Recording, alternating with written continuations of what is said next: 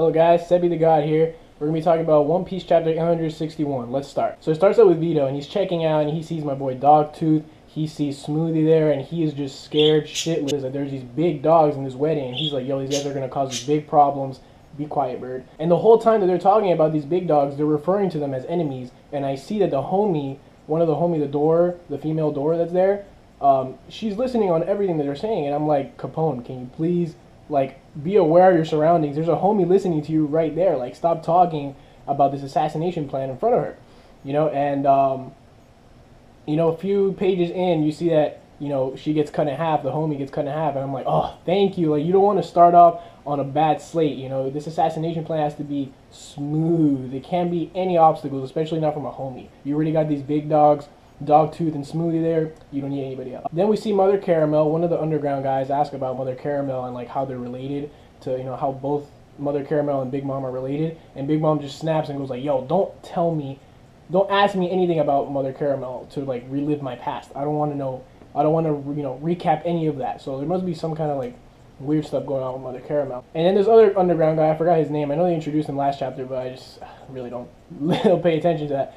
But yeah, he starts trying to like switch the subject and says, hey, look, here's all the presents that we're going to give you from these in these treasure chests. And Big Mom's like, oh my god, treasure chests, I love them.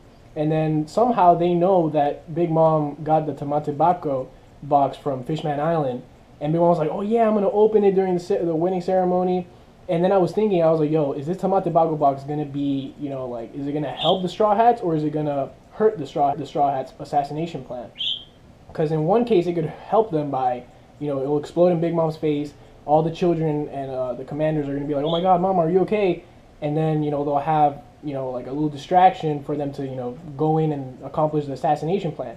Or it can hurt them because then it can put everybody on red alert once it explodes on Big Mom's face. Everybody's going to be like, oh my god, there's some sketchy stuff going on. And, everybody's going to be on red alert and it's going to be extremely hard to go through with the assassination plan. So I'm wondering what the Tamatebako box is really going to, achieve. And then we see my boy Caesar. He comes out of the mirror looking like a straight-up vampire. He's like, whoo! I'm like, yo, Caesar. And, they start talking about that he has to fly in there and he has to get everybody out. And I was like, oh my god, Caesar, you are such a sketchy dude. But Capone puts him right in his place. He's like, yo, you're not going to try any big ideas because I got your heart right here. And Caesar's like, no, I won't betray you guys. Calm down. And I kind of trust him, but at the same time, I trust him just because he hates Big Mom, or at least he's scared of Big Mom. So that's the only reason why I kind of am leaning more towards trusting Caesar than, not trusting him at all. And then we cut into Capone's inside, I guess, his body, and we see that the Straw Hats are sleeping except for Jinbei. And that's kind of good news because they definitely need a rest, especially Luffy. Like, Luffy's main things for him to be, like, at maximum potential is he needs to be fully rested and he needs to be, fully fed.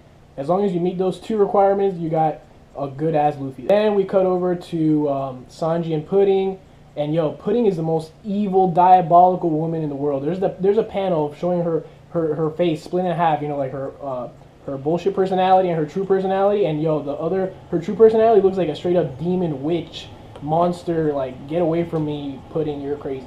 And Sanji, of course, like a fool that he is, he's like falling for like all her shit.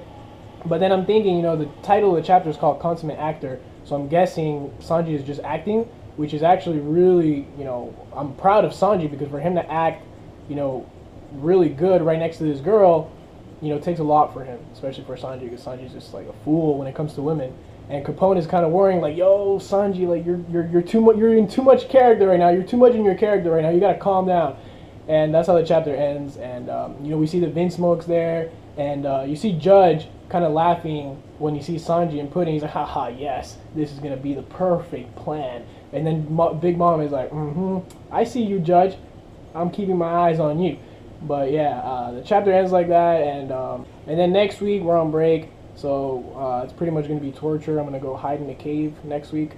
And yeah, but that's it. That's all I have to say for today's chapter. I think it was very fast-paced. The wedding is about to start. It's actually already starting. The couple...